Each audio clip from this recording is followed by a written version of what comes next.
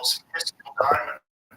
It's slightly more complicated than that. These battery cells produce only a small amount of energy for one thing, so scientists must combine the cells in huge numbers in order to regularly power large devices, raising the cost a great deal, along with increasing the complexity. So I guess the battery would have to be big. Touts the tiny share of the nano battery diamond cells as an advantage for scalability, though. Take the battery for a wristwatch, for instance, you can consume around 2 microwatts. Much smaller NDB cell would be sufficient.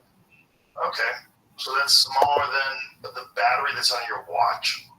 It's pretty small. So if we need power different applications, the number of stacked cells can be increased. That sounds like everywhere. It's $1 billion into the battery business. He's really done a lot of exploration as well. He's doing great work on nuclear. But there's no battery. It would take a miracle. It's not going to happen. He's going to need nuclear. He's not proud of that, but why he's running away from it. I think we should be very proud of using nuclear because it was a tremendous discovery by Curie. I think a lot of people are skittish about the conversation. Yes, I've noticed that. Yeah. Why doesn't Al Gore's in the film Community Convenient even mention nuclear energy? Yeah, it's true. Good point. It's nuts. It's nuts. Can we take a break? Yeah, I can tell. You ready to go? You gotta pee. Yeah, I just okay. Yeah. No worries. We'll be right back. AG1 has been helping me feel healthy for years, and if you've been listening to this podcast at all, you've probably heard me talk about it, not just in ads, but with guests, my friends. I tell everyone, AG1 is a foundational nutrition supplement that supports your body's universal needs like gut optimization, stress management, and immune support. So it really covers all your bases with one drink in the morning. And that's my favorite part. It's very easy. With the free welcome kit, you get everything you need to start your day right. You don't have to remember 20 different pills or vitamins or supplements, just one scoop of cold water and you're good. So if you want to take ownership of your health, it starts at AG1. Try AG1 now, and you'll get a free welcome kit that includes a shaker bottle, canister, and metal scoop, along with a 1-year supply of vitamin D and 5 free travel packs with your first purchase. Go to drinkag1.com/Rogan. That's drinkag1.com/Rogan. Check it out. This episode is brought to you by ZipRecruiter. This month, it's all about St. Patrick's Day. So, to help get into the spirit of things, I want to share a fact. Did you know that the odds of finding a lucky 4-leaf clover are 1 in 10,000? I'd say that's pretty difficult. Fortunately, if you're looking to hire, you don't need a 4-leaf clover. You don't need any luck.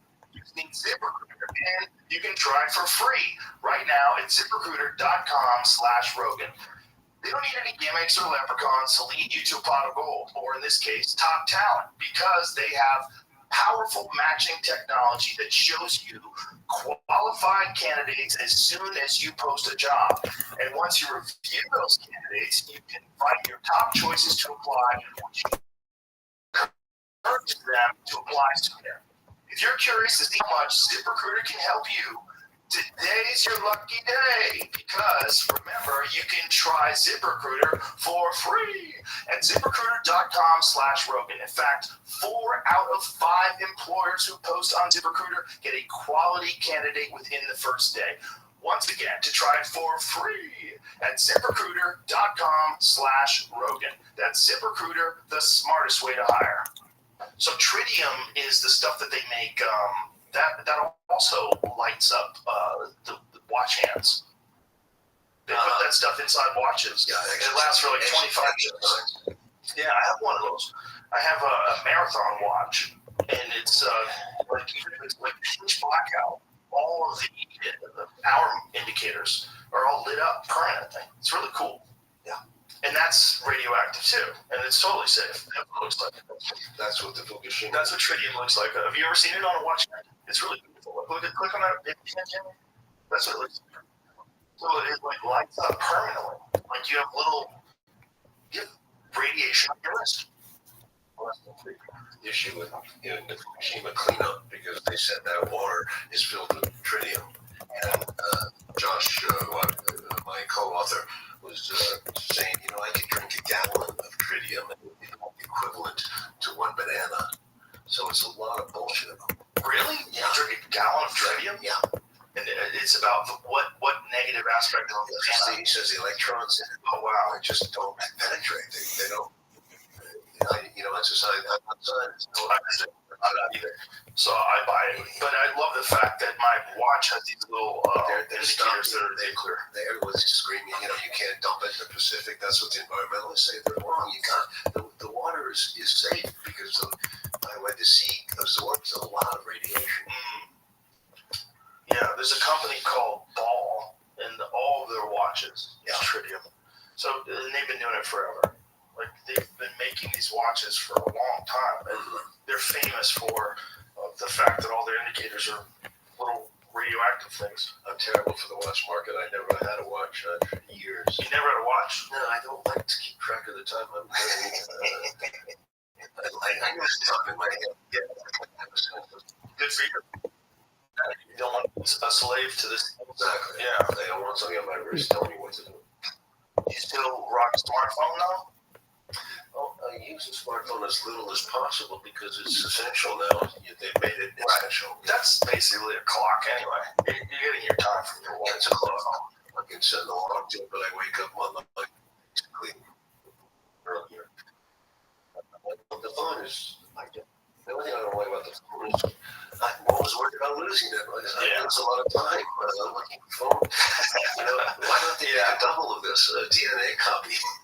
Yeah, you can't have two because then someone else would copy your phone. Is that right? Yeah, and they would start using your phone. It's about copying. Yeah, it's about getting access to your, whatever you have, credit cards that are on it, and all the data that they can sell. Yeah, they're selling data no matter what anyway. It's the weirdest commodity that's ever existed. A thing that people didn't even know was worth anything. Are you worried about losing your phone? Sure. Yeah, I try not to. Like you can't put an automatic shut off on your account, right? See, no one's going to rip you off from American Express or credit card. Yeah, but it's very inconvenient. Obviously, it's inconvenient. I use my phone to get my card. It's not dangerous. Right, it's not dangerous. My phone operates my Tesla. I don't even have to have my key. Just have to have my phone. Your phone operates your Tesla. Right? Yeah. How do you do that before you? It knows that it's me. So the app knows that it's me. So as if it's in my phone, and if the phone is in my pocket, and I walk towards the Tesla, the door's open and lets me in. It knows it's me. I don't even have to have a key on me. It's like, hey, dude. I go, I don't have my key. Don't worry about it. We know it's you. But also, someone could take your phone, and without even unlocking it, they could just start driving your Tesla. That's true too. Because, when you walk towards the car, it just goes off, even if your phone's not even unlocked. And that's not good. Because then if somebody gets your phone, then they get your car. What made you so smart, Joe? I'm not that smart. Come on, give me a break. Where'd you go to school? I'm curious. I barely made it through high school, and then I went to UMass Boston. I was in Newton South High School in Massachusetts. Yeah, suburb outside of Boston. Yeah. I think the thing that's helped me more than anything is being on this show. Having conversations with people. Yeah. It's like when you think of education as being something, obviously when you sit in a classroom, you're absorbing a lot. You're getting a lot of education. And the kids today that are going through the workload that they have to go through to put in to get a bachelor's degree and then a master's or PhD, it's this insane amount of work. Right. You're absorbing information. That's the key. The key is that you're learning about all these different subjects and absorbing all that information. And you prove it with your degree. That's the beauty of also making films. Yeah. You get that opportunity to spend time to luxuriate in this. You get to talk to people too. You get to talk to people. This and that. I'm so grateful for this. I've done 20 fiction films and 10 documentaries, and you want to get out in the field. You want to talk to real people who are doing things. Yeah. Well, I think it's so important, especially to do the work that you're doing. How else could you relate? How else can you have to get out there? Well, find the thing that's bothering you. Yeah. What really is bothering you? And in this matter, it was, of course, what do they mean? Because it's confusing climate bullshit. They go back and forth. Even if you don't believe in climate change, what I found out is that I would still go nuclear because it is the cleanest of all. No battery, no storage. Absolutely. I think there's two schools of thought when it comes to climate change. It's a school of thought that it's not an issue, it's a natural cycle, and there's a school of thought that human beings are pushing the world to the brink of demise. Right. I think human beings are doing a lot. Whenever people try to come up with excuses for things, it's like, well, it's always been this way. But how much impact are we having? Instead of looking at it like the climate's always going to change, which it always does. That's the thing about the climate. If you look at the climate models of when they do ice core samples, when they try to figure out like how warm it used to be and what the atmosphere was like, it's always changed. I mean, it's changed radically. But how much are we fucking it up? But forget about it if it's never static. It's never like the climate is like this, right? If human beings never existed, internal combustion engines never existed, you still have volcanoes, you got chaos, you got asteroids, you got all kinds of shit. There's no stable. There's no flat, safe, we get to this, we're on a life vest. We're on a life raft. We're going to make it out. No. If I lived in Iowa, that's all in a nice small town, in a country town.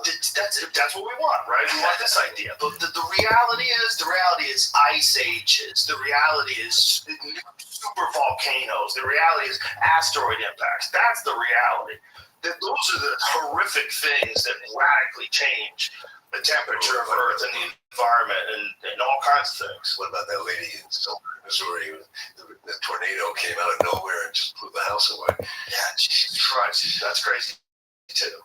Those are the things that are real. Yeah, those are things that are absolutely real and I terrifying. saw those in the Midwest when I was shooting, especially in Louisiana and Texas Panhandle, that area. Yeah, they have a lot of whirlwinds, a lot of wind shifts. Oh, it's incredible. There's an amazing video of this guy driving at night, and the tornado's in the distance, and you only see it when the lightning strikes. Oh, God. And it's huge. I mean, it's like city blocks, and it's in the sky. It's just a massive funnel, and these people are in a car, and they're just driving down the road watching this. It's fucking wild. Do you find it?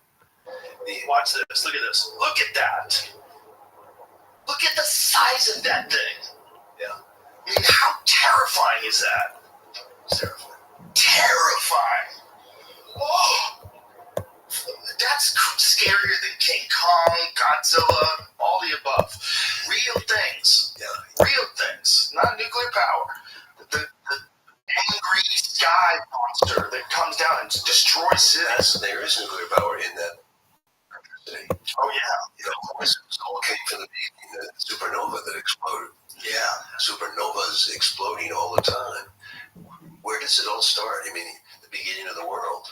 We don't really know. There's no beginning. No, we don't really know. If there ever, I think we have these biological limitations that we put on the universe. Well, the first birth and death. Where does this explosion come from? Right. And before that, was there another explosion? Right. There's a great piece. There was a great documentary on hypernovas that I watched once. And when they first started discovering hypernovas, they thought that there was aliens having war in the sky. Right. Because there was explosions that were taking place in far distant portions of the universe. And they were like, what is happening? These are happening on a regular basis. And then they realized that these are hypernovas. I never heard of that. Yeah, they destroy solar systems. They destroy everything. Like it's an immense explosion of power that's beyond our comprehension. And it's happening all the time. You believe in extraterrestrial life? Yes. Yeah. 100%. 100%. Yeah, I just don't know if it's here. I don't know if it's visited. But just the vastness of the universe itself, and if you believe in the concept of infinity, it means the possibilities of this happening exactly the way we are also infinite. It's infinity. It's really hard to put it in your head because it doesn't make sense. But the true infinity would mean that everything that you've ever done and everything that I've ever done and everything we've ever said, every piece of paper you ever put down, all has happened an infinite number of times in the universe, in some other place. That's how crazy every other variable in between. That's how crazy infinity is. So I think that if we imagine that we're the only ones, that seems silly. It just doesn't make sense. It's kind of like nuclear power. Because you talk about nuclear power, and people go, wait, nuclear bombs, nuclear bad. Nuclear is dangerous. Nuclear is dangerous. I think we think that way about aliens because I think there's so many kooks that have had so many fake stories and so many doctored photos and everything's blurry and just weird people that probably lie, and then compelling stories that are really confusing, like really intelligent people, like Commander David Fravor, who was a fighter jet pilot in 2004 and encountered this thing that they tracked going from 50,000 feet above sea level to 50 in a second. I think I saw. Was there a clip? There's video of this. Yeah, I think I saw. Yeah, there's a video of this thing. They tracked it. They think it was interacting with something that was submerged. They were as that closed, and then this thing, when it jetted off at this insane rate of speed, first of all, it blocked their tracking. It blocked their whatever the radar or whatever sensors that they were using, and then it shot off at an insane rate of speed and stopped at their cap point, which is the point where they had the predetermined point where they were going to meet up in this exercise that they were doing. And this thing went to that spot, and it was 20 feet long. It looked like a tic tac. And it was just hovering like a Tic Tac candy, like little white Tic Tac candy. So they call it the Tic Tac UFO. When I talk to guys like that, I go, well, if it's not a UFO, if that's not from another planet, that is maybe more scary than if the Chinese have something that's that advanced, that can move like that. Is this some new type of technology that might be available to the probably just like the high-end military applications that they're using for drones and all these different propulsion methods? If they figured something that crazy out, it's kind of game over. If they go 50,000 feet above sea level to 50 in a second, like what is that? Well, if they wanted to use it, they would have done it by now. Perhaps. Or perhaps it's an alien. Well, or a probe from some alien planet or to something non-biological. Maybe they've gotten past the necessity of biological if you're life. an alien, wouldn't you want to visit this place and 100%. share with the culture? No, definitely not. Why not? The same reason why. Did you watch Chimp Empire? Chimp Empire. It's this amazing documentary series that's on Netflix right now, and it's about these embedded journalists who document chimpanzee life in this part of the very deep in the jungle called a place called Ngogo. And it's incredible because the scientists that laid the groundwork for this particular group of chimpanzees for 13 years. So the chimpanzees have become completely fine with them being around. They have like rules of interaction. They have to stay within, I think, 20 yards of the chimpanzees at all time. And as long as they do that, the chimpanzees behave as if they don't exist.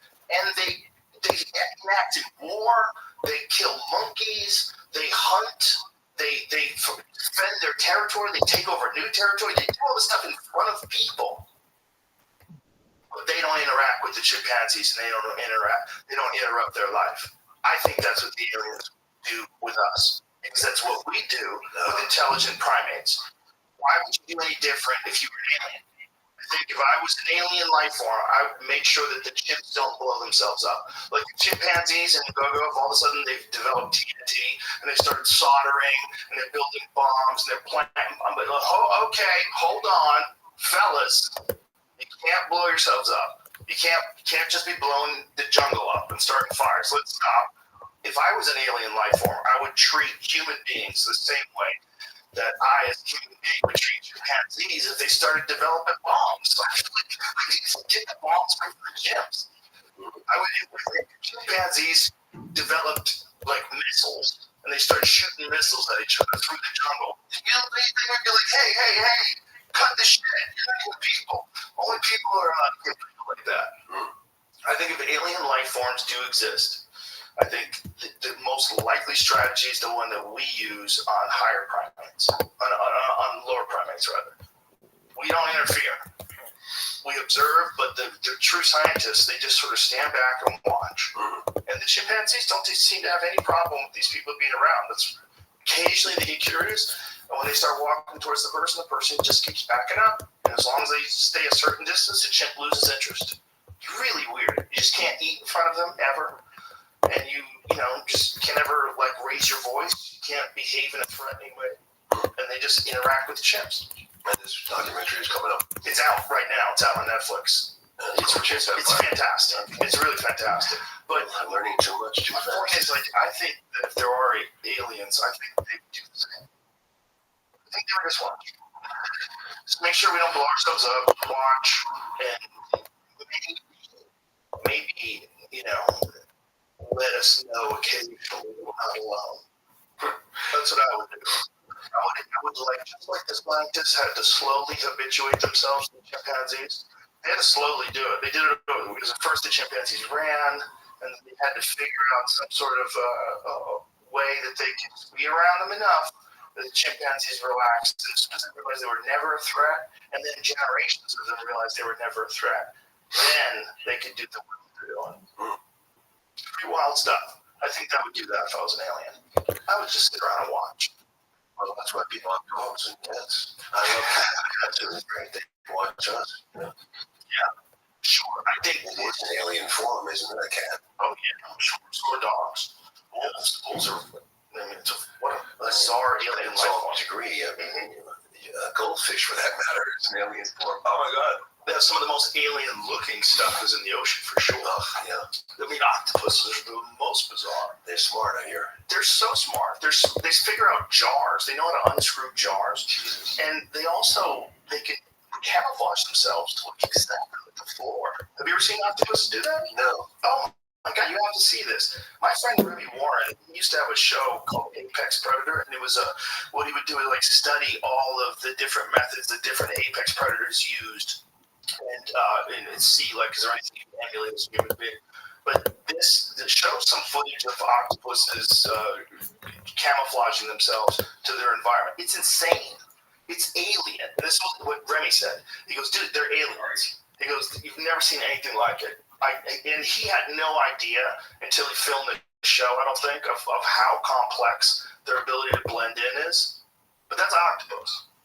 Which one? Right there. That thing you're looking at. They make themselves look like plants. They make themselves look like coral. They make themselves look like rock. Watch when they get over. Look how he changes color depending on what he's on. Yes, that's octopus. Look at that. Watch what he does. He blends in with the plant. That's pretty well. And he blends in with the texture of the soil underneath the plant. Is that because he's a predator? No, because he's a predator. So as these fish swim in looking to eat, this octopus is hiding. Like, they have octopuses that kill sharks. There's a video of they had this. See, Google octopus kill shark in aquariums. Yeah, they camouflage themselves to look like anything. Look at this. Watch how it does this. Wow. See, just get some good footage of what they do when they get over things.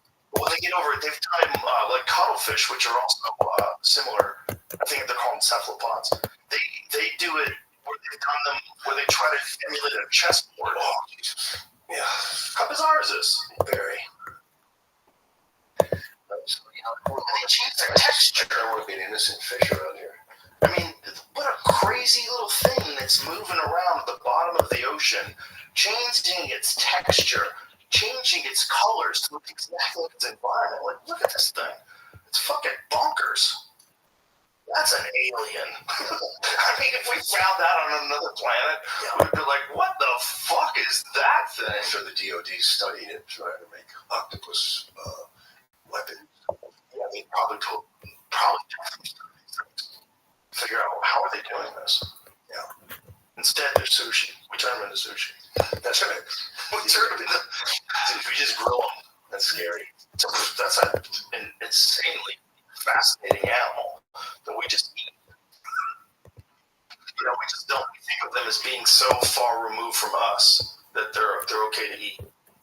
Well, if you think about it, I stopped eating eels and octopus. I don't know, and I stopped eating meat about a few years ago. How do you feel? I feel great. Do you eat eggs? Once in a while. Yeah. Yeah. Chicken, I don't eat at all, but eggs is different, I think. Earlier chickens. Well, they're not even earlier chickens.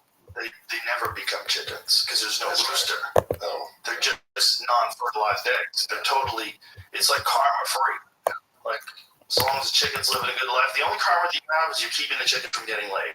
That's the only karma, right? Well, I don't want to beat chickens. I don't want to eat at all. I mean, I saw that Netflix documentary years ago, Game Changer. You ever see that? Yes, I have. Yeah. Turn you off to what? Yeah. That's a complex conversation. Yeah. Human beings have been eating meat since the beginning of time. Yeah. And a lot of the problems with these studies that are associated with whether or not meat is bad for you, a lot of these things what they're doing is basically they're asking you to take a survey. And if you say you ate meat 4 times a week or 5 times a week, and then they make some sort of correlation and say, well, the people that ate meat more consistently had more cancer, more this, more diabetes, all this things. Which may be true. But also, what else did they eat? Because if they ate meat 5 times a week, I guarantee you they were drinking Coca-Cola. I guarantee you they were eating bread. I guarantee you they were eating spaghetti. I guarantee you they were eating candy. I guarantee you Monster Energy drinks. I want to know what the fuck they ate. Don't tell me that because the people that ate meat more, because people that eat meat more generally, if you go by the narrative, the same kind of narrative that you have about nuclear power, that it's bad for you. If you go by that narrative, the people that shuck it off and don't give a shit, those are the same people that smoke cigarettes, drink whiskey. They don't care if it's bad for you. They're going to eat meat, right? But that doesn't mean meat's bad for you. No, because they did a real study on what happens when people eat nothing but grass-fed meat and fruit and vegetables from an organic farm. Let's monitor that. Right? I bet they would do a lot better than the standard American, right? That's the problem. The problem isn't meat. The problem is what kind of meat? What are you eating with meat? People have been eating meat since the beginning of time. Sure. That's not the problem. And if you look at human beings, you can look at photos of people on the beach in 1970, right? You ever see that? Or 1950, 1960? And then look at people on the beach today. Yeah. That's not meat. That's not meat. That's sugar. That's sugar. That's an abundance of complex carbohydrates, an abundance of simple carbohydrates, an abundance of food, just too much food. Way more food than your body is burning off. You get bigger and bigger and bigger. And the food is addictive. It's addictive. Especially during the Depression, 1930s. Oh my God. There was photographs. It's quite shocking. Yeah, they did. Well, also, preservatives have allowed us to store things on shelves. People binge eat in the middle of the night. It's like, on the other hand, we did muscle up a lot, didn't we? Oh yeah, we got more jacked. Yeah, I think people also learned to ate more protein, got larger, learned how to exercise better, became more of like actually I really should just do it. And whereas before it was probably seen as a luxury. People had to work all the time. It was harder lives. They didn't think of getting fit and muscular as being important. What about women? Yeah. Do you ever talk about that with them? I mean, should they work out? Oh, yeah. Everyone should work out. I think just to maintain your body. You just want to do it in a way where you're not going to get hurt.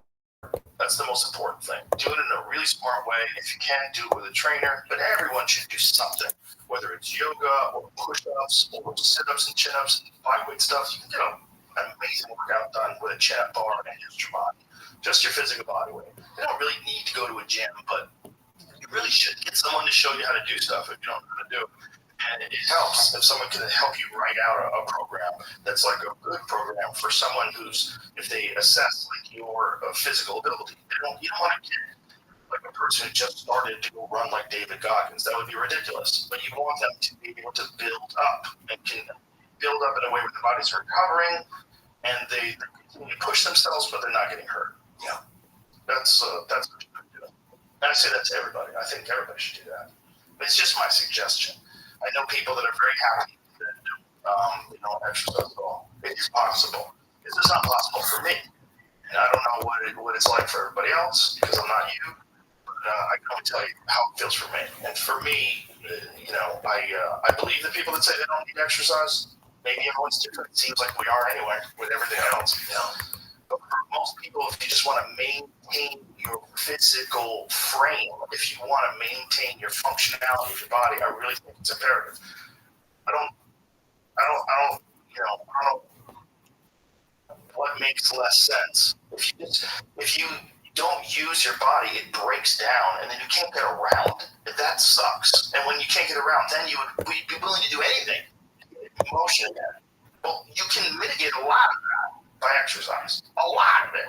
Just keep your body fit and strong, and you don't have to worry as much about all the things that plague people. You don't have to worry about getting old, but you worry less. You worry less if your body works well. Much less.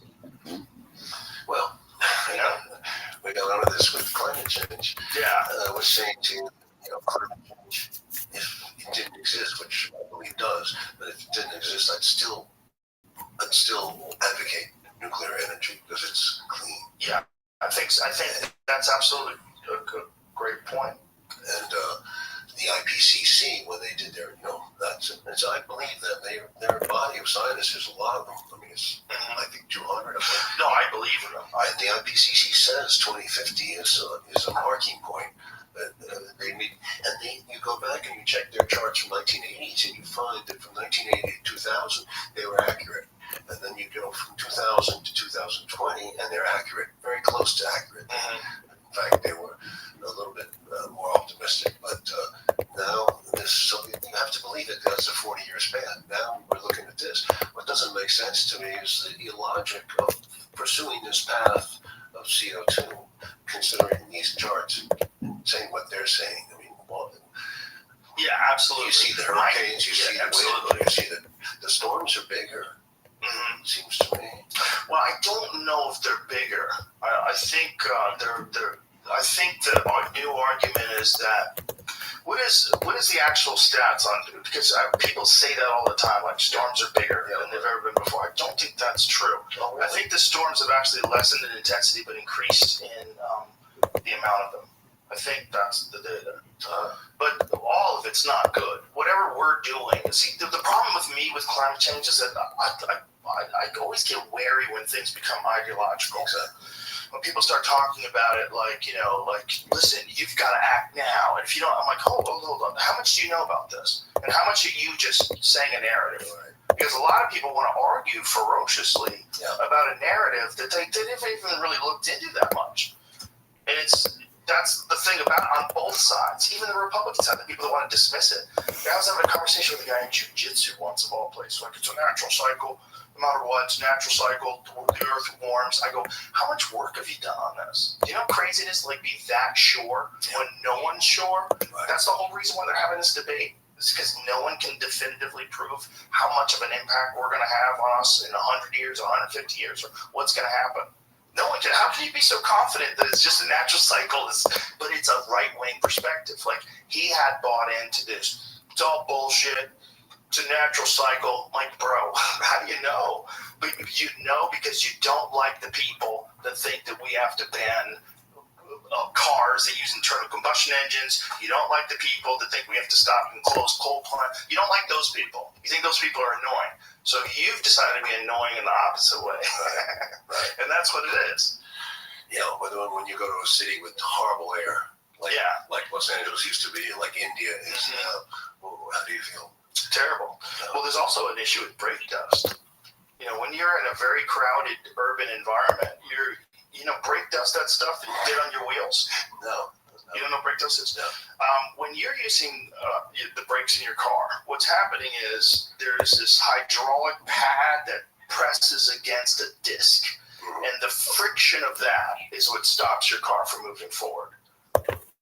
Right? Okay. So when that happens, it makes powder, and this powder goes in the air, and the powder gets all around your wheels. If you've ever cleaned your wheels, if you ever have a nice car and you want to clean your wheels, there's all this black shit in there. That black shit is brake dust, and that black shit's everywhere. It's all over the place. Brake dust contributes to 20% of the fine particulate matter pollution, compared to just 7% contributed by exhaust fumes. As all cars give off brake dust, there is no such thing as a truly zero-emission vehicle. An electric car, same thing? Yep, same thing. Same method of slowing the car. Of slowing the car down. It's the most effective method we know of, and that's what happens. Yeah. Does it happen less in carbon fiber brakes? Is it the same effect on carbon fiber brakes? Google that. Well, you have an encyclopedia here. Yeah, because they don't show up. What's interesting is when you have carbon fiber brakes, it doesn't leave that dust all over your wheels. At least I don't think it does. I don't think it leaves the same amount. Does it say anything? Yeah, carbon fiber brakes, brake dust. Yeah, here it goes. They're quieter than organic or metallic pads and produce less dust. There it is. They also last significantly longer, can tolerate a greater range of temperatures, and fade less as they heat up. Track reports that. So I have a car that has those. Well, I've heard a lot here. Yeah, carbon ceramic brakes produce virtually zero brake dust. I mean, like, they literally do not dust at all. That does not sound scientific. Okay, they literally do not dust at all. What's on the wheels will be what's on your paint. Normal road dirt from driving around. Yeah, that's what I've found just from driving around with my car. Let me ask you this question then, because you make me very curious. It's the pessimism in the air that you feel, the dystopia in the movies. You constantly see it. Hate those movies. They're always about negative. The sensational stuff. The news is awful. The media just thrives on sensational bad news. I mean, it's wars, this, that. So they make you afraid. Do you think this is like we should be afraid? Do you want to live afraid? What are you afraid of? Those questions. I don't think we should be afraid, but I think we should be aware. And I don't think that this demise fear, it exists because it happens. Like, civilizations collapse. You can go visit ancient Rome. You can look around. You can see the Colosseum. They're not there anymore. Those people are gone. Right? The people that built that, and that's just going to happen. It's going to happen to us too, and it's going to happen to us biologically too. So there's this constant fear of so many different things that we have to carry around with us all the time as you hold the Day of the Dead skull. So, okay.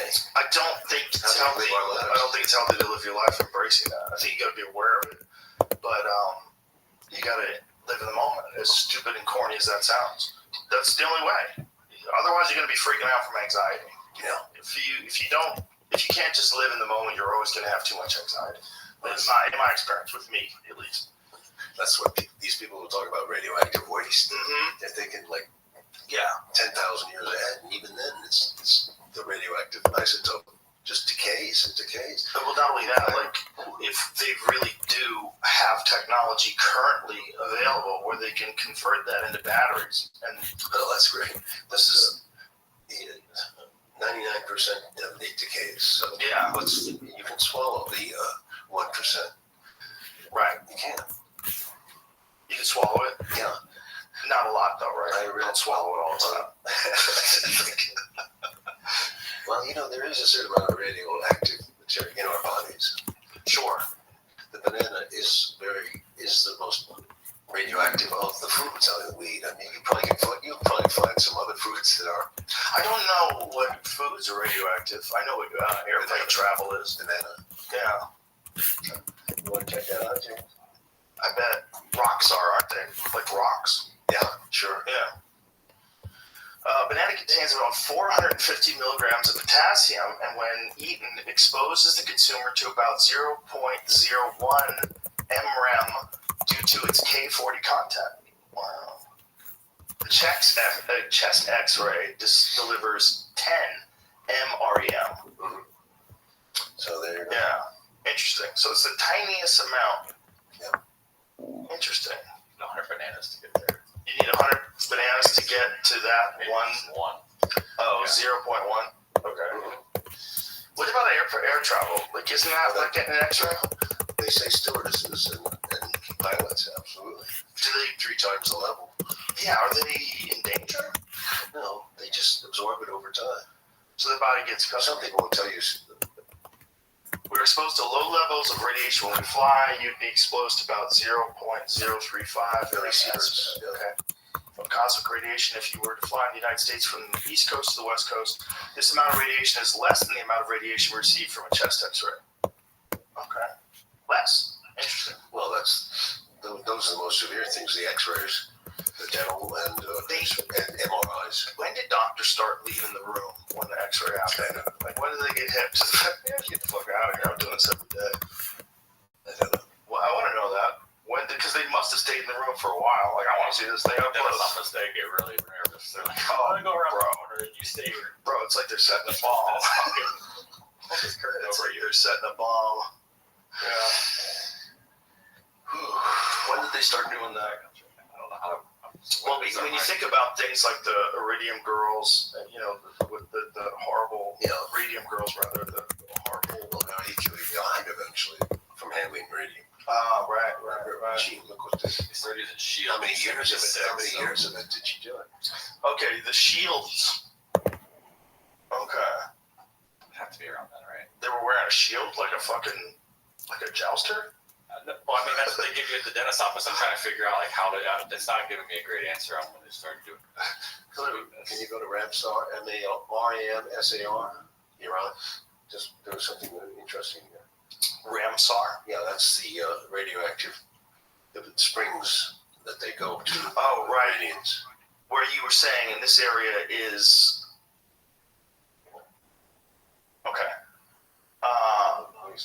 HBRAs of Ramsar, gamma radiation levels are up to about 20 MSVHR at waist level, and a population of about 2,000 lives in this area. Annual exposure levels range from about 20 to 260 MGY for people in hot areas. So, and they don't seem to suffer any sort of health complications from this. Radioactivity is due to local geology. Underground water dissolves radium in uraniferous indigenous rock and carries it to the surface through at least 9 known hot springs.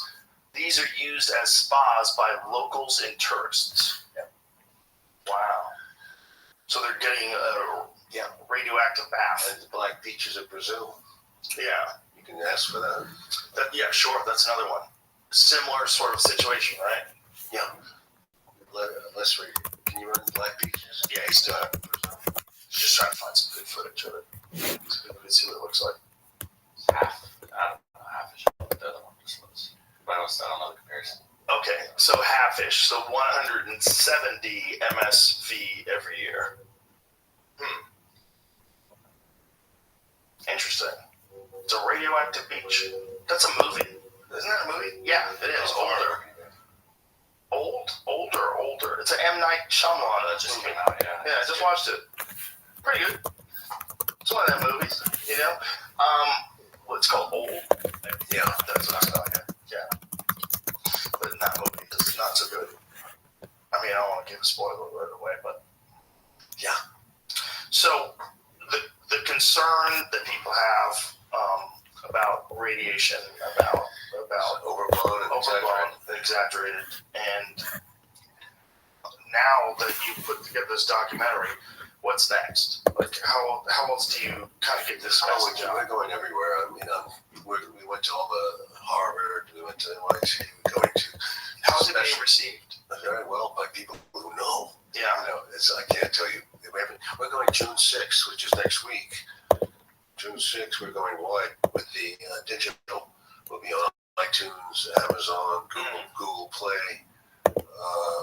As that's just, it's Netflix wouldn't take it. Really, that's why we have to struggle on this thing. We have to get the word out, and we have a great foreign in Korea. I think I have just contributed to a sale. I was just there. Why do you think Netflix wouldn't take this? Because it's controversial, and then it's the But they have a lot of controversial stuff on Netflix. Why are they scared? Even Game Changers is controversial. Well, okay. Why do you think? I have to ask you. I don't know. That's why I'm asking you. Well, that's the problem. It just doesn't seem you never like know why they turned down. the documentary's brilliant. I can't imagine why anybody would not want. They turned down. Is it a business decision? I mean, what is that decision? It can't. Untold History is also fantastic. What is that decision based on? Is it controversy? Are they trying to avoid a certain kind of political controversy? It's my fate. Is that what it is? It's a bummer though, isn't it? Yeah, it's a bummer. So, but anyway, we'll get out this way. We'll go. We just keep going around the world. I'm going to England to address the Royal Institution of something or other, and scientists. And it's going to be available on iTunes. It's also going to be available on Amazon Prime Video, Google Play.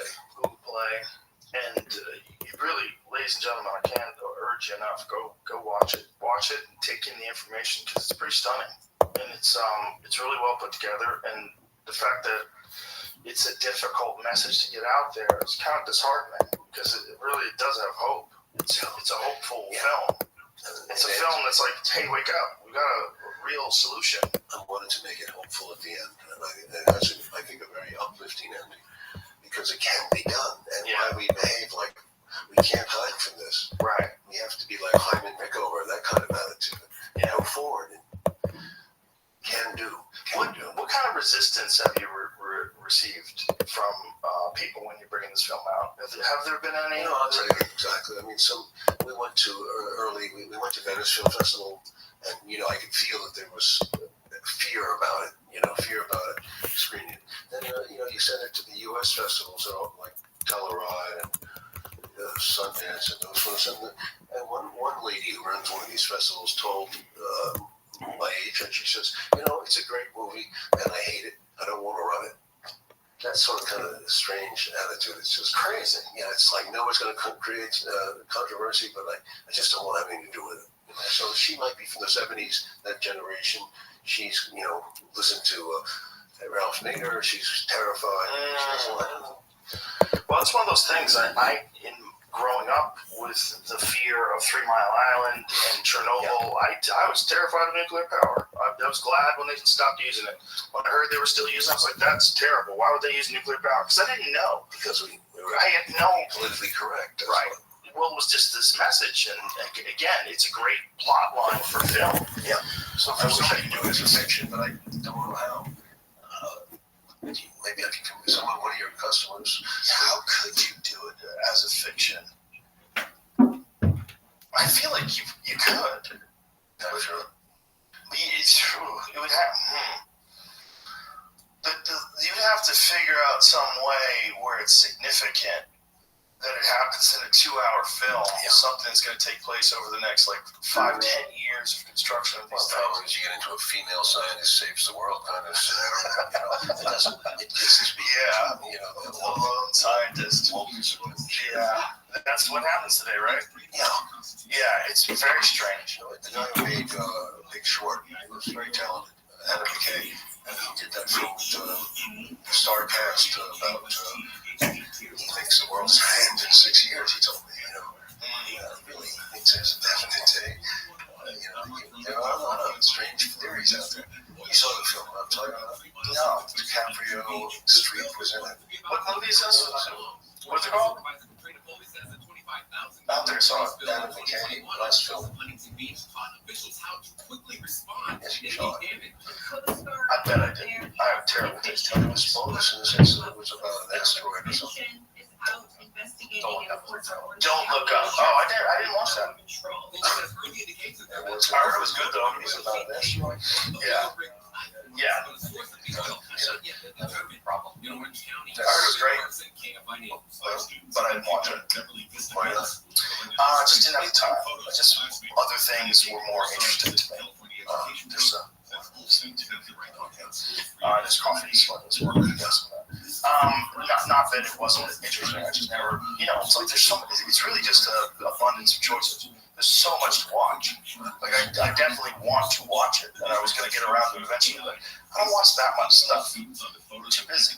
So I don't have the time to, if I'm going to do that, it's like once a week, twice a week, it's hard to catch up. Did you see the last 6 games? I did not, no. You did not? I generally don't like to watch basketball. But it gets exciting. It is very exciting. You get to the coverage. No, I love, when I do watch it, I love basketball. I love any athletic events. I love watching people compete. It's exciting. It's fun. I enjoy it a lot. It's just, I can only watch, for the amount of time that I have and the interest that I have, I can only really watch one sport. Which is jiu-jitsu. Martial arts. Yeah, arts. it's really combat sports. It's the only sport that I can really watch on a regular basis for UFC. That's UFC, but the combat sports, that's boxing, wrestling, that's everything. I concentrate on combat sports. Are you going to watch the 7th game, which is on Monday night tonight? I do not. You should. I may force myself to watch it now. That's a great story. That's a great story. Yes, go on, tell me the story. Because whatchamacallit. Jamie thinks it's so funny. I know how much we have to catch you up, Joe, to find out what's going on tonight. Game 7, there's a whole lot of It bothers what team was up 3-0? Which team? Miami. They were up 3-0. 3-0. The team, Boston Celtics, they've been around forever. They came back. They won the last 3 games. And skin of the teeth. This is the first time anybody's got to 3-0 and want to come back. That they got back to the 7th game 4 times, but only once in like the last 30 years. Wow. To a sports fan, what's the outcome? Is it going to work for the underdog now, or I'm excited. Or does the one who was the original underdog was Miami? I wasn't excited until now. The Celtics have been a terrific team, and they have a great experience. And here they were down, and they've come back. So what is the outcome? Will the gods intervene? The Trojans or the Trojans or the Greeks? I mean, you don't have to know. It's about Well, that's why things and chants are so fascinating. Yeah, that's why boxing is so fascinating. So, did you watch the Devin Haney, Vasily Lomachenko fight? Like I said, it was this insane fight, and Lomachenko, who is the older guy, he's about 35 years old, just served in Ukraine. He's a Ukrainian, and he served protecting his country for like a year, took a year off of boxing, and then came back and had this insane fight with Devin Haney. It was insane. It was so good. It was just this crazy back and forth fight that most people thought, or a lot of people rather thought, Lomachenko should have got the decision, and he didn't get the decision. It's very unfortunate when stuff like that happens too, because then people don't appreciate how good Devin Haney's performance was. They're all they're thinking about is Lomachenko should have won. But Devin Haney fought amazing too. It was a very good fight. It was a really top, high-end fight. Like the consequences of that, going into a fight like that, when you're watching something like that, like anything can happen. It's such a wild risk that you're going to do this for a living, and then you're going to get to the pinnacle of the world champion, the greatest 135-pound fighters alive, and they go to war in front of the world. And watching something like that, to me, it's so overwhelming. There's so much. I'm so interested in it that I don't have really time for this alone. What about dating? Do you date? No, I'm married. I have time. Yes, I have plenty of time. I have time for stuff, man, but I have to be smart about what I do. And I can't get too involved in too many different things because I get obsessed with them. I want to be watching all the basketball games. That's like, you think about how many hours a week it is if you have basketball, football, baseball, all these different things you're watching as well. Like, oh, there's no time left. Where's your time coming from? Right. There's no way. Right. So even though I think it's very enjoyable, I would enjoy it very much. I just stay away because I just can't get involved in too many different things. Well, I relax sometimes with idle time. I let myself. I'm off. That's a good move. And I just enjoy watching old movies, which have nothing to do with the world today. Just going like a fantasy life. I love fantasy. Spend a lot of time in it, I guess. Yeah, it's good to do. It's good to be bored too. It's good to just sit around and be idle. It's good to sit around and just be alone with your thoughts sometimes. I think we're so constantly being inundated with other people's thoughts. It's like, this is part of the thing that happens with social media as well. I think it's also just the way you behave on social media is an after effect of it. Is that you're just constantly inundated with people's opinions and thoughts on things. You're always looking at something. You're always looking at a television. You're always looking at a phone. You're always listening to music. You're always listening to people talk. There's always someone giving you input. Always. All the time. Except when you're asleep. Except when you're asleep. Do you sleep? Yes. Normal hours? Yeah, I get 7 at night. I like 7 at night, 8 at night if I'm working out really hard. But 7 at night is good. Yeah, 7 at night seems to be functional. 8 is ideal, right? But 7 is like I can perform pretty well with 7. But if I'm under 7, I get dumber by the hour. Like whatever the hour is, like if they're like 5 hours, I'm dumber than 6. 4 hours, I'm dumber than 5. Like you certainly haven't been dumb today. You've been pretty sharp. Thank you very much. I got some sleep. On that note, I think I should get out of here. Oliver, you're a brilliant person, and I appreciate you very much. It's always a pleasure to talk to you, and I think your work is amazing, both your fiction films and these documentaries. And this one that you have right now, Nuclear Now, I think is one of the most important ones that I've ever watched, because I think you and this film and just the conversations about it can counter this sort of destructive narrative that people have about that. I hope so. Thank you. I appreciate it very much. Thank you. My pleasure. Thank you. All right. My pleasure.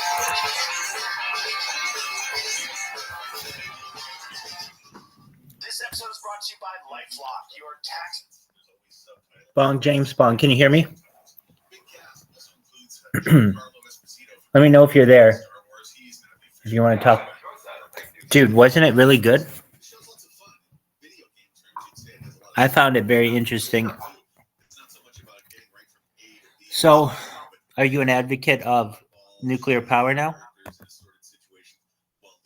always been. Oh, okay, well then it's good. Does it reinforce what you thought before? Of course. But essentially, it's like a miracle. It's unlimited energy, basically, for nothing, and it's really clean.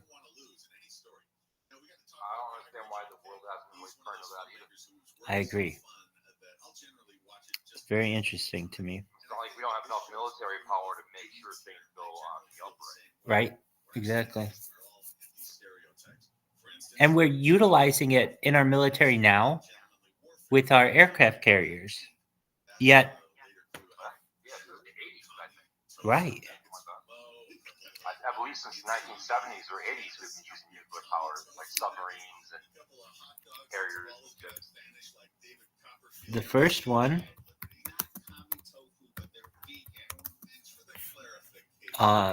there was a submarine in the 50s. Oh, wow.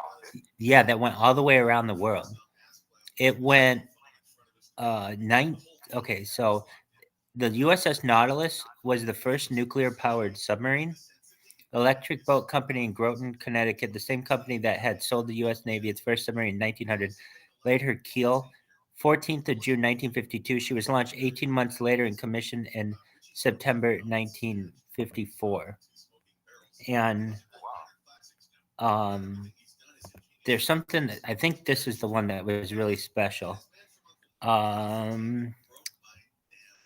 It was the world's first. Okay, so, oh yeah, here it is. It completed a submerged transit of the North Pole in 1958.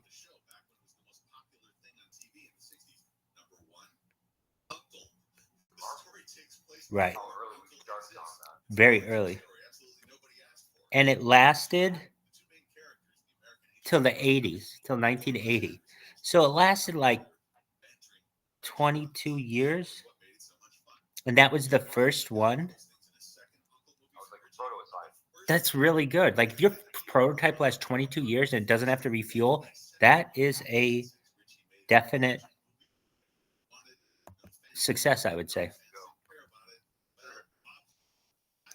They covered a lot of areas. Dog, absolutely. You can tell. I mean, I think Joe Rogan's a very knowledgeable person. And it's interesting when the guest comes on there and they're supposed to be really knowledgeable in what they know. And I would say Oliver Stone is, but he's not a nuclear physicist. He's a director. He just made a movie about this because it was interesting to him, which is totally respectable. And There's some parts obviously are kind of like glorified, more or less for audience effect. Kind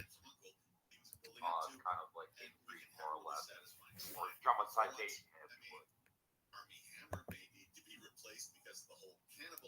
it Like aliens, for instance. You know what I mean? Like there's a science behind that. You believe in aliens?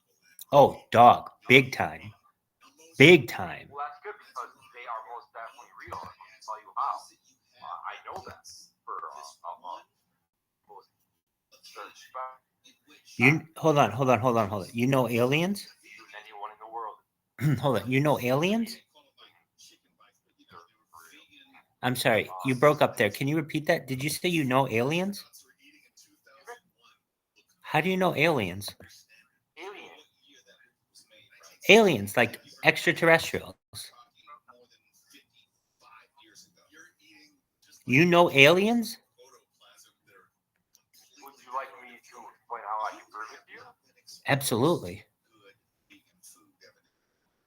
Oh, okay. Well, there's a science behind this, a practical application where, well, I believe back in 1980, the International Space Station was gathering up a whole bunch of algae that was building up on the outside of the window. This is 100% fact.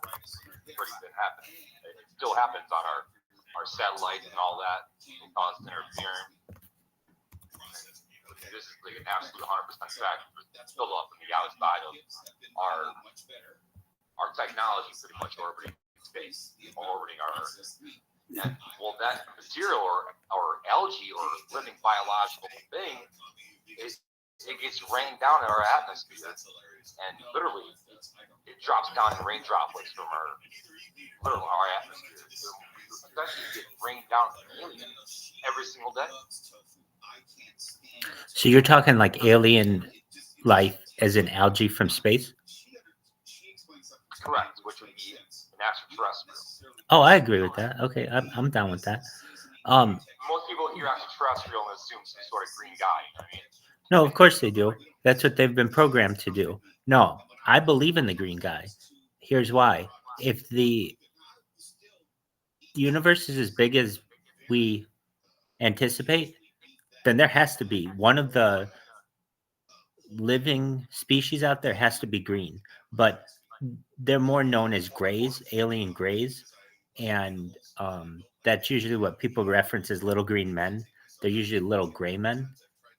But I am an advocate of both your theory with the space algae and ufology's pursuit of evidence of extraterrestrial life.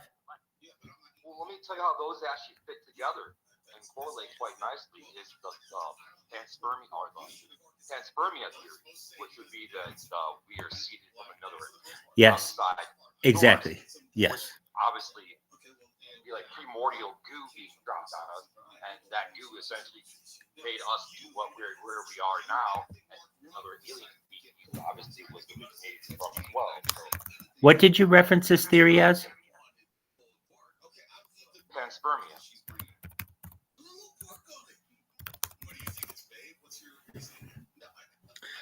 Beautiful. Oh, so this is different though. Okay. So panspermia is an option, definitely. There's also another option. I just want to keep your mind open to it. That we are seated here like a zoo. Very true. Okay, cool. And I'm going to go to ChatGPT right now. Well, in that theory, I think that would make you a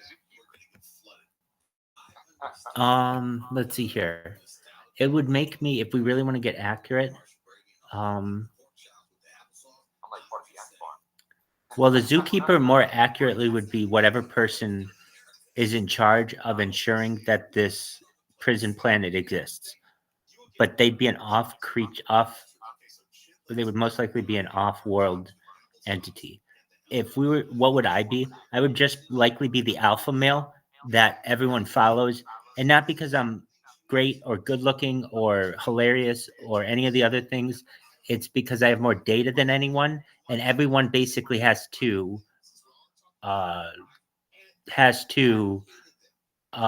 submit to that because I have my life documented and they don't.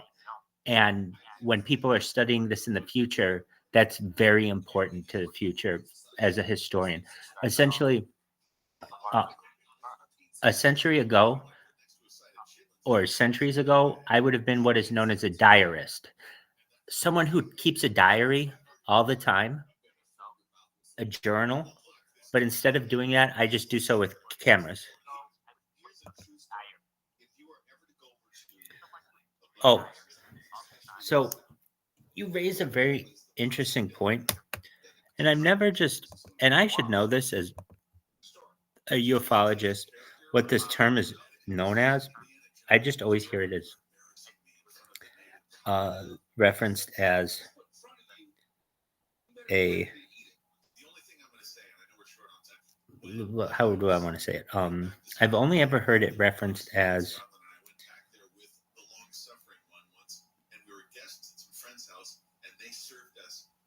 being seated, basically, or the zoo.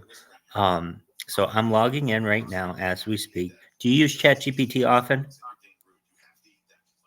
Oh no, Oh, you should. Do you have an account? no, I can't do that. Okay, that's honest. Dude, it's a game changer, man.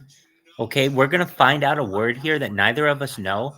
I should know, but I don't because I've never heard anybody reference it. And literally, I eat, breathe, and sleep ufology. Okay, so I kind of do as well too, but excellent. If extraterrestrial, like, what is the term that refers to Earth being a zoo and life being seeded here by aliens?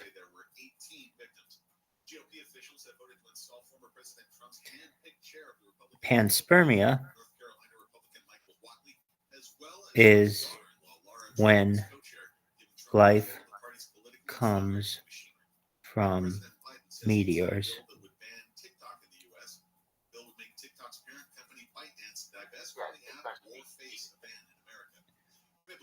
What is it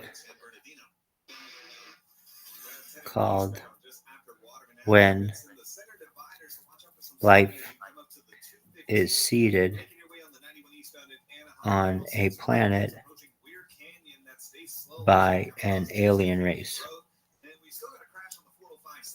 Damn, this is a good question.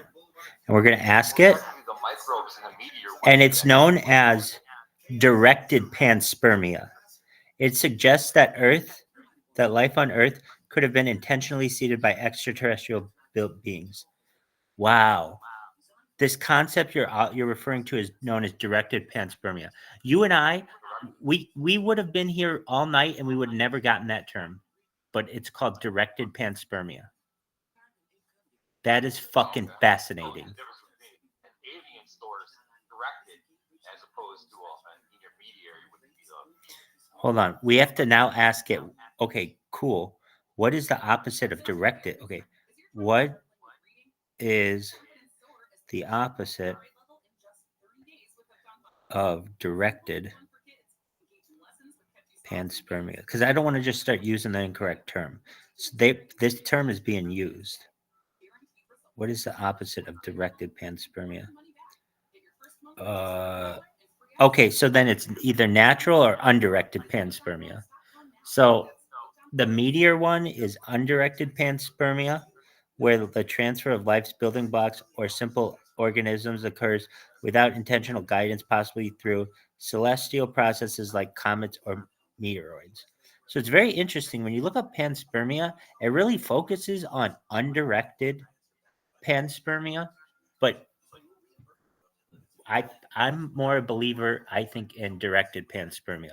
This is fascinating, JH. I just want to say these terms that we're discovering are fascinating, and you you brought us into it specifically with the term panspermia, but we wouldn't be using the correct terms if we didn't have AI to ask. You know what I mean? We would be like, well, let's just make up a term between the two of us, and we wouldn't know how is it referenced in the big world.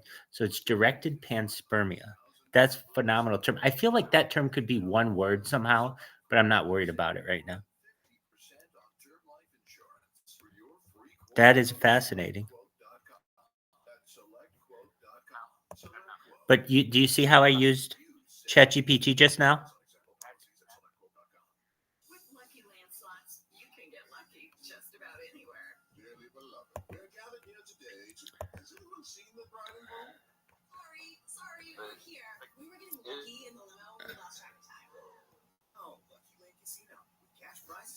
Was it a Play Store? I'm sorry, what'd you say? I don't believe I've ever used that before in my life. It's on Play Store.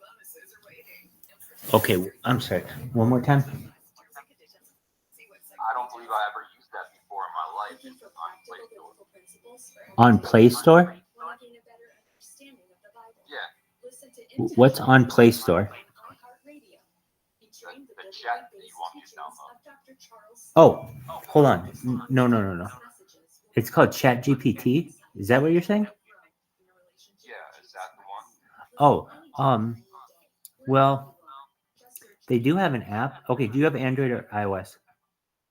Oh, it's just like ask AI. I got Yeah, but that's different. You want ChatGPT. That's the good one. So the way that you go to that is just go to chatgpt.com and register with like your Gmail account and your telephone number, and you can ask it all the life's questions and it'll give you pretty good answers for most things. Now you can ask it like really controversial things it won't answer, and like hate speech it won't answer, but like anything else, it'll write you an essay on the Declaration of Independence immediately, better than any person's ever written a Declaration of Independence essay in the history of mankind. It's that good. And it'll just write it instantaneously, just right in front of you, like it'll. I've already downloaded it. I'm ready writing my name now. Okay, so it shouldn't be something that you're downloading, so that's somewhat concerning. Yeah, it was. I got it in the Play Store. Let me check. Let me check. Hold on. Let's make sure it's the right one. I'm not saying it doesn't have a Play Store app. It very well may by this point. I know it has an iOS store app. ChatGPT. Is it made by OpenAI? I believe so. Okay. Um.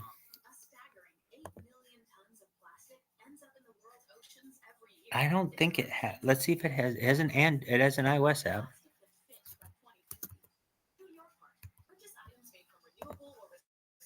But there are a lot of clones out there. Yeah, it looks like they do have one. Okay. So ChatGPT, Google Play. Yeah, so you register with that and that thing will be your best friend. I really mean it. It's the most like this is somebody teaching you or telling you like, hey, do you know what a search engine is? And you're like, well, like before you knew what a search engine was. This would be like somebody like, hey, you don't have to go to a library anymore and look up like index cards or file cards. You just You just need ask that. you just have this thing called the search engine.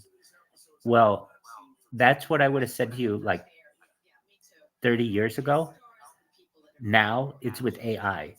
And I mean, you just all you have to do is like if you need a job, you just put the job description into this and then put your resume in it and it will tailor your resume perfectly to that job.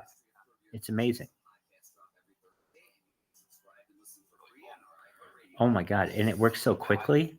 It's like I mean, I would ask it like really good questions. So you used to be able to ask it.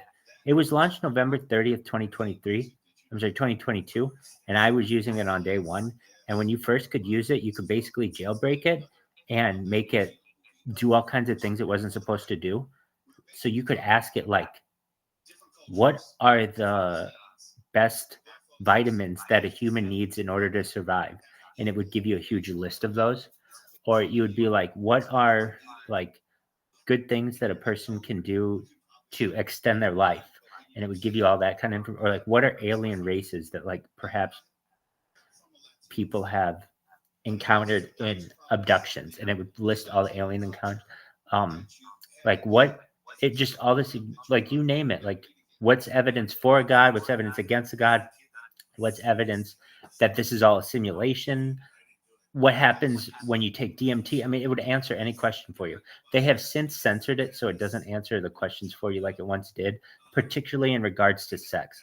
I would ask it, I mean, like I knew, but like, hey, what are the, like, tell me 100 erogenous zones on a woman, and it would tell you 100 spots on a woman.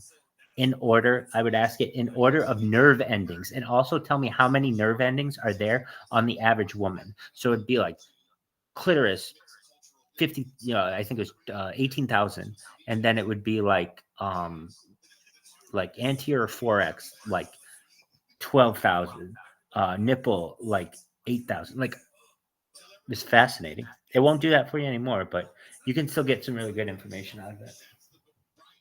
It says talk with Chat Smith. Is that who I would be like talking to when I Talk to who? ask those questions? Who? Chat AI. It's called Chat Smith. No, you got the wrong thing. Oh wow. Yeah. So, what you need is, it's called Chat GPT, and it's available on the App Store. It's made by a company called OpenAI. That's the one you got to get. I'm not saying that the one that you got wasn't good, but if you want the best one, Oh no, that that's what I got. AI Chat Open Assistant Chatbot. is it by OpenAI? Who makes that app?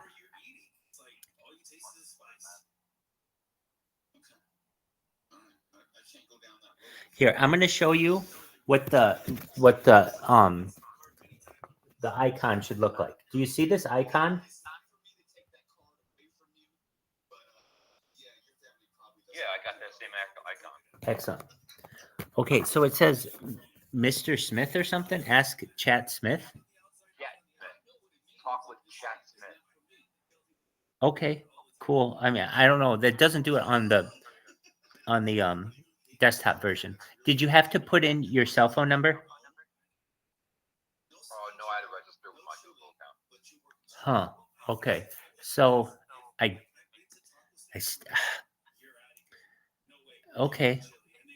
Well, just ask it questions, see how it works. If you like it, use it.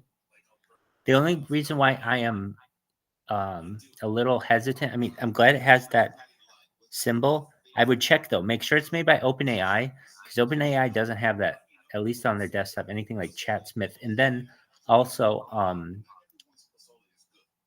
there's another thing about that. You don't know if you're going to be getting the best information. So just double check and make sure it's made by OpenAI. Okay, I'll double check.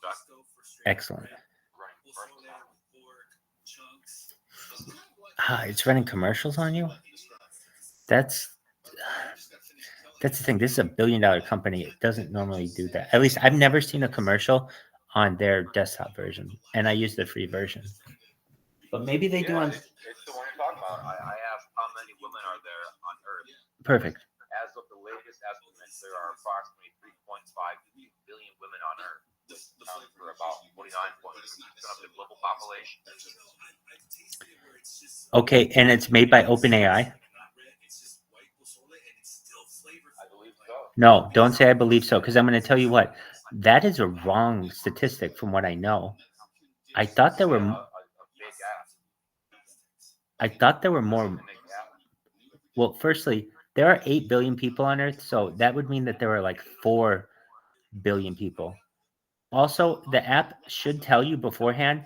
It cannot, like, its information after 2022 is like may not be that accurate because it's too new. Yeah, no, I'm saying that there are so many of those. There are 100 of those. So what you want to do is just go back to the Google Play Store and type in Chat GPT. It needs to be made by OpenAI, and you press install. It has a 4.7 stars, 50 million downloads. It's an editor's choice. It's rated teen. It has over 500,000 reviews. Like if the app that you've downloaded doesn't have over 50 million downloads, you have the wrong app.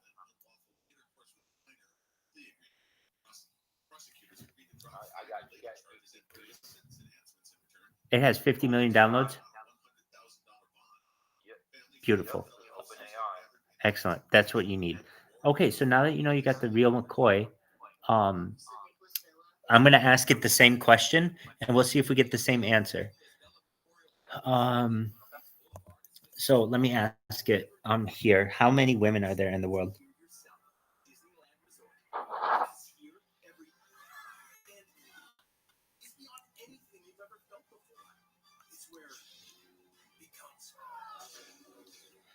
Now, I could be wrong too, and my statistics just were old from books and almanacs and things that said there were more women on Earth than men. But so I could be wrong. Oh, and I forgot. China had the one girl policy, but here you go.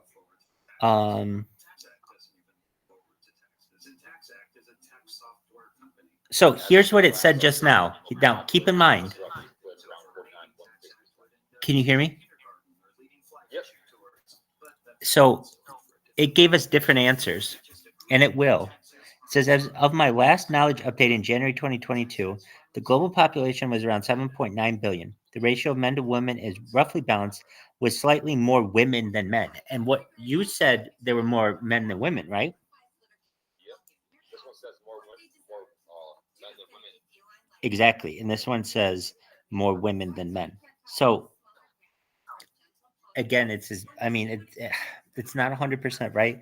And it said this is up around January 2022, but I can't imagine there'd be that big of a shift. That's a huge shift of like, it'd be like 1% of the population all of a sudden change genders or something. I don't know, but that did not happen.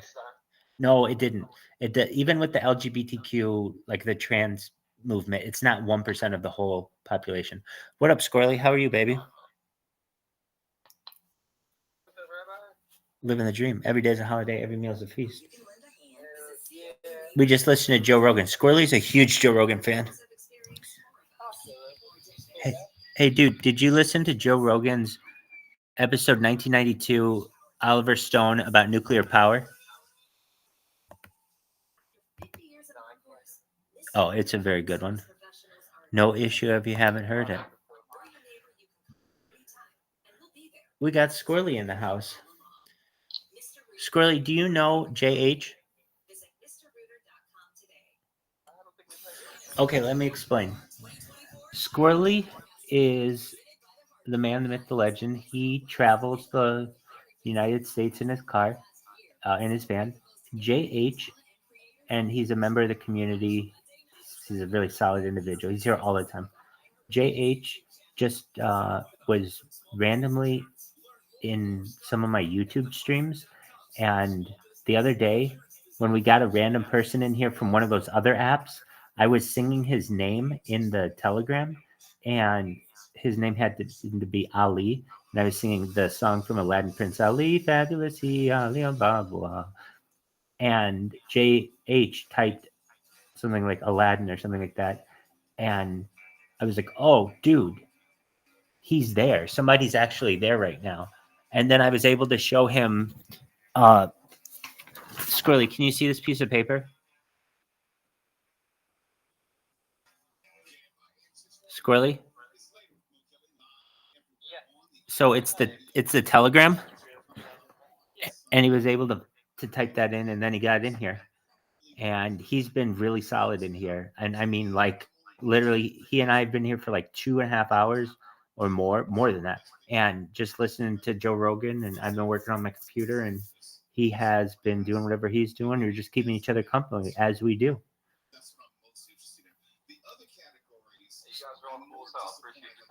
Oh, absolutely. We're in this for the long run. Yeah, it's definitely a cool place to hang out. You meet a lot of really cool people, intelligent people, really down to earth people, and it's a nice break from the craziness of the crypto world and other spaces. Not everybody here too is just like even in crypto. So it's really cool.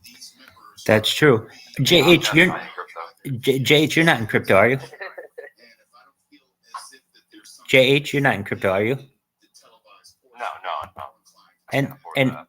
no, I understand. Neither can I. So just know, and I'll say this. What up, Gonzo Lord? Gonzo Lord, how are you? Gonzo Lord, how are you? We've been waiting for you. We were talking about you, how we go back. We were talking about your aunt and your mom and how they were just so much fun back in the day at those picnics. Gonzo Lord, how are you? Going to any potlucks recently? Enjoy yourself at any picnics? How? What's new? What's new? Come on up and speak. We'd love to hear from you, Gonzo Lord. Gonzo Lord, dog, come on up. Well, no pressure. Come on up and speak when you want. Um, so as I was saying, I don't even know. Um, cryptocurrency. If you're in here enough, JH, I mean, and I mean this, you have to do it for a long time.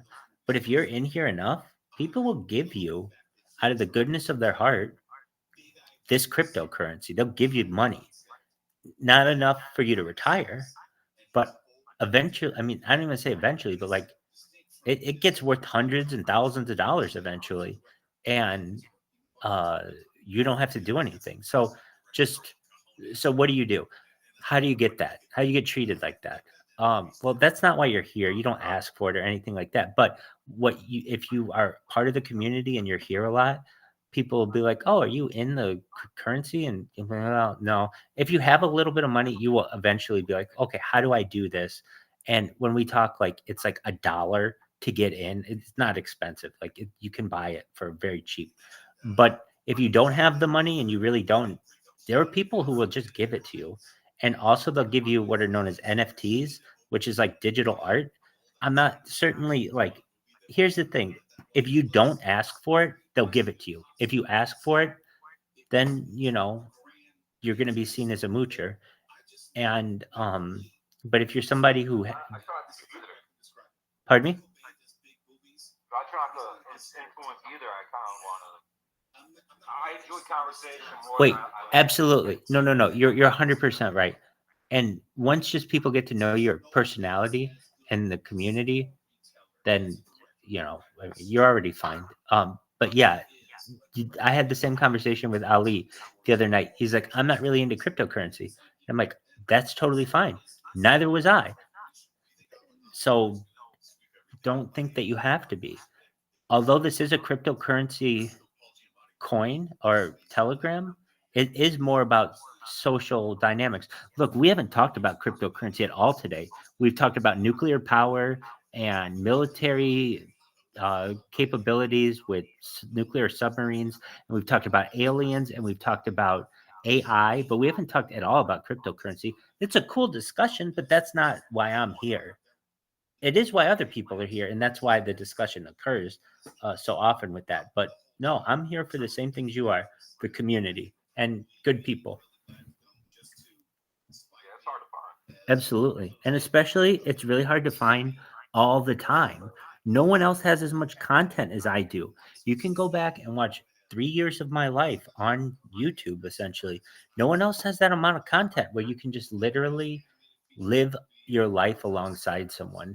And when this gets known and this gets big, it's going to be huge. Everyone on earth is going to basically know about what I'm doing eventually and hopefully follow along.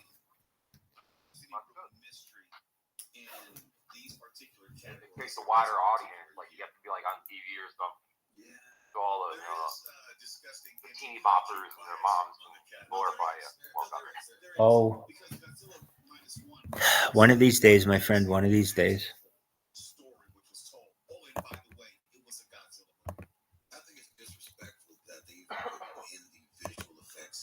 Oh my word. Okay, so listen to this. Oh man. Wait.